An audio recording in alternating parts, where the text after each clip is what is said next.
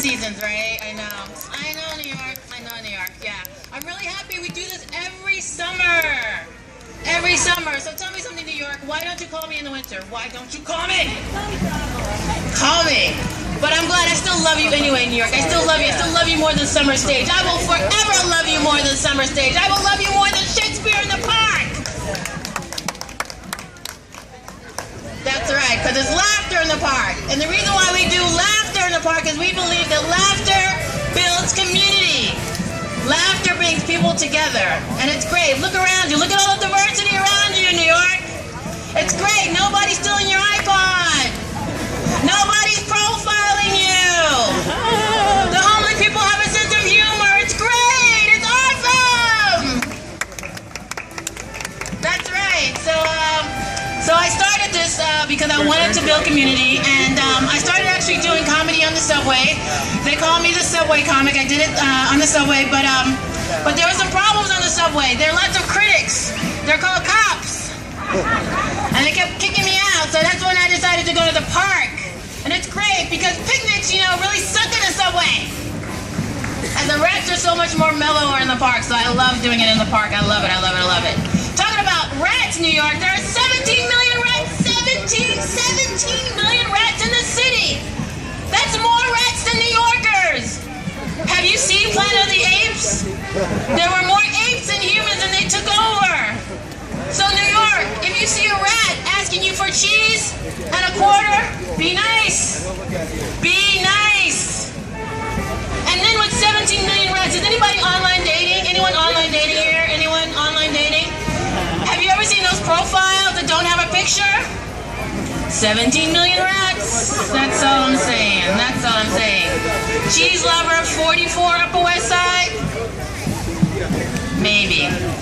But anyway, I'm so glad that you're here today. We've got a great lineup of comics for you. And you've seen them all on television, so we're really, really lucky to have them. So first up is a young lady that you've seen on Comedy Central several times. Let's show some love for Liz Mealy, New York.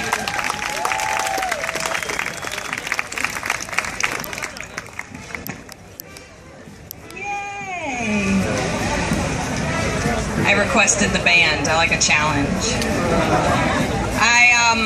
I've lived in New York City now for 11 years, and I don't have a gay best friend. That's weird, right? I went to art school. That's where they come from. And the problem is I didn't have any gay friends. The problem is I had too many gay friends, and I think, as we all know, you can only have one because they're exhausting.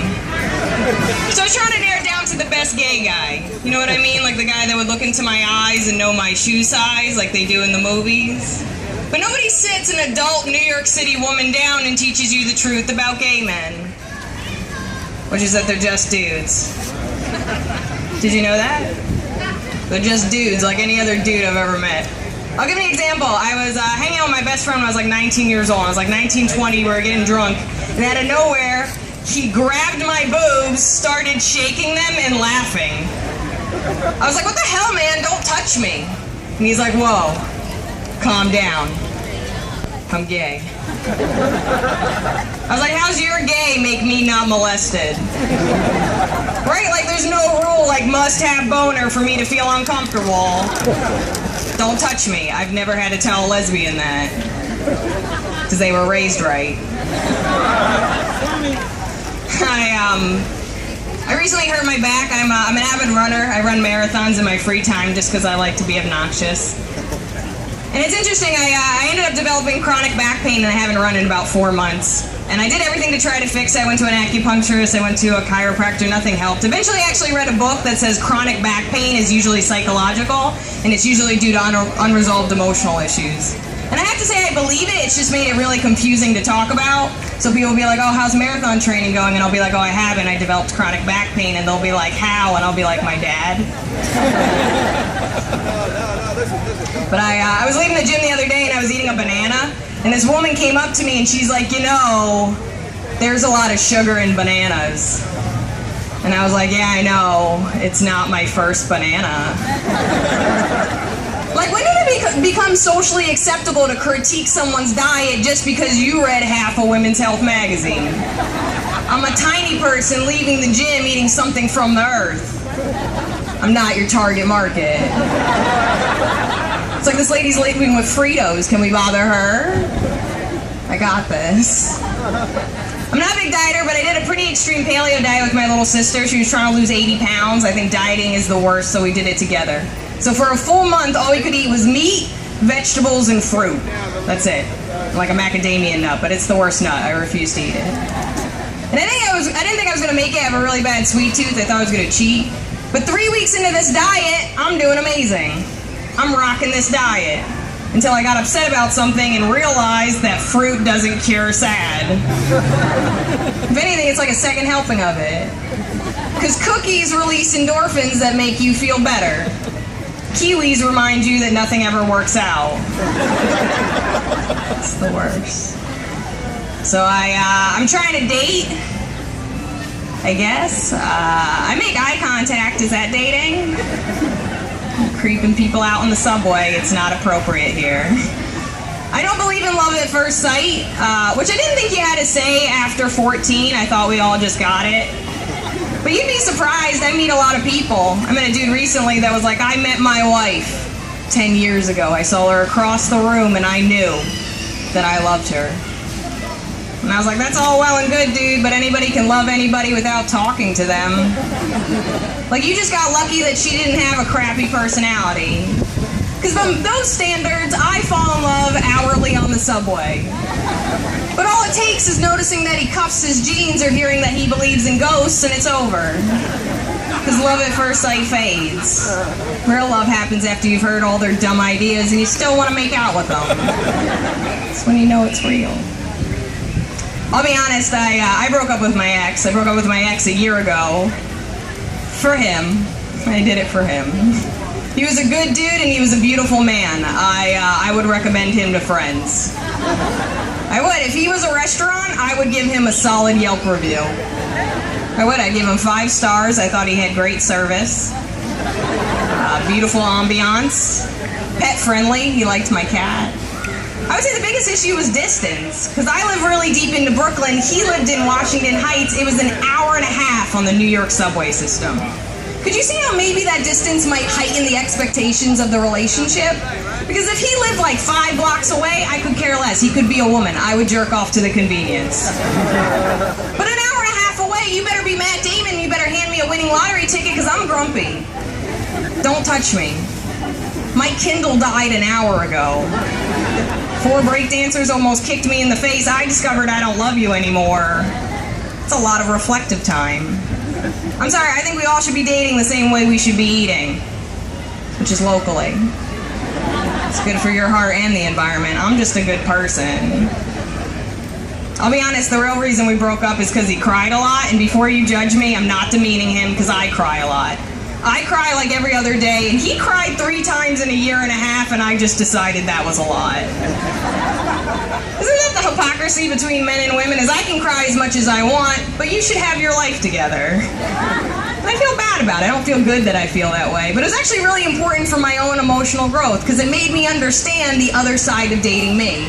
Because what would happen is we would get in a fight, I would start crying immediately because I have emotional issues, and then I would just win by default because we have a problem that we have to solve that has nothing to do with this original problem that I started crying about, and I would just win. It was nice.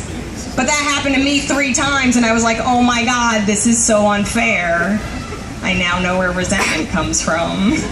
I felt bad. I didn't want to do it anymore. So I tried to fix myself. I ended up seeing a therapist. And I would say that cut my crying down by about 20%. Not because I'm emotionally better, just because I save it for her. Because she has like really good tissues, like the ones with the lotion. I don't have that kind of money.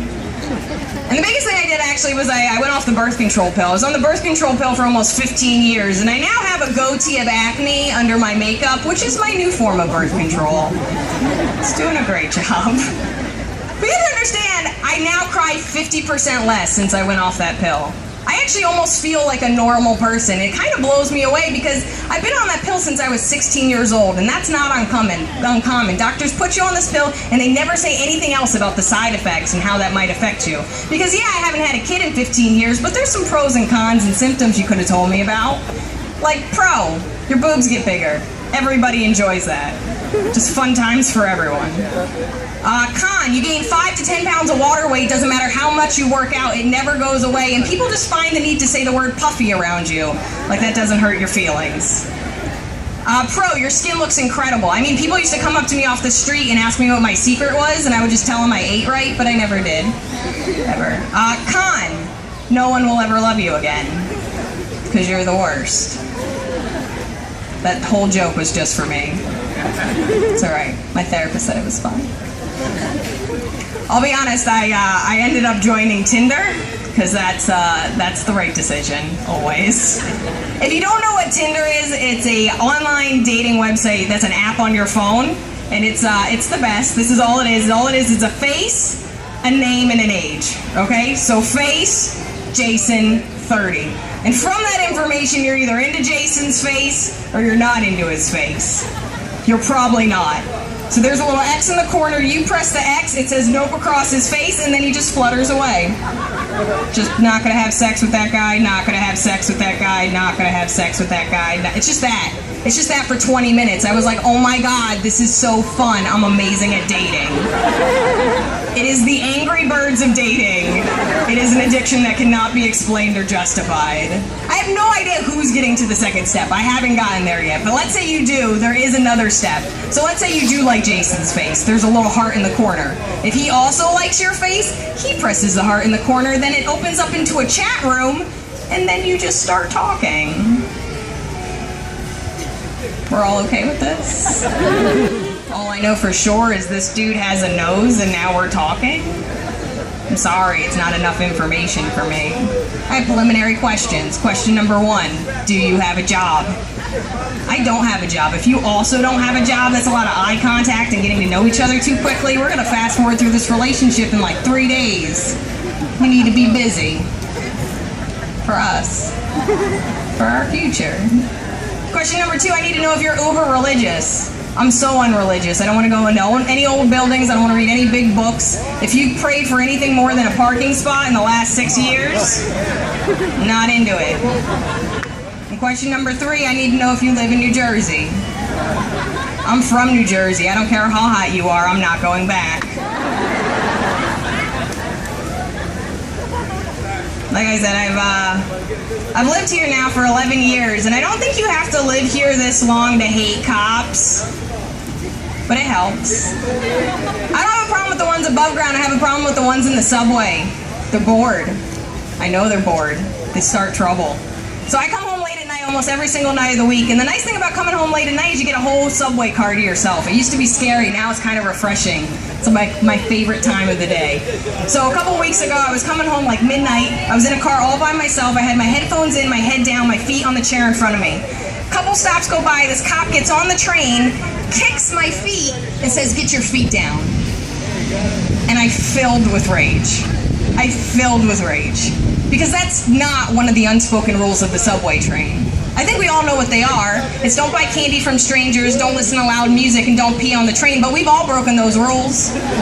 There's a lot of delays and there are no bathrooms. But I refuse to believe that this captain sat this guy down and was like, "Hey, Sully, when stuff gets slow and people stop stabbing people, let's get the manners going. Let's get it back to old New York. Remember when we used to hold doors for prostitutes? Those were the good old days. Let's bring it back." It makes me so angry because if he's allowed to talk to me like he's my mom and this is our living room, then I should be able to respond like he's my mom and this is our living room. Hey, get your feet down. Hey, why don't you know how to express love? There's gonna be like one homeless man in the corner being like, "Oh my God, this is so weird. This might be my New York City moment." You guys were so fun. You ready for more show? Awesome. You guys are lovely. I was really hoping to get attacked by a pigeon. That was just a bucket list thing that I had, and it didn't work out, but I still think this was a great fun set.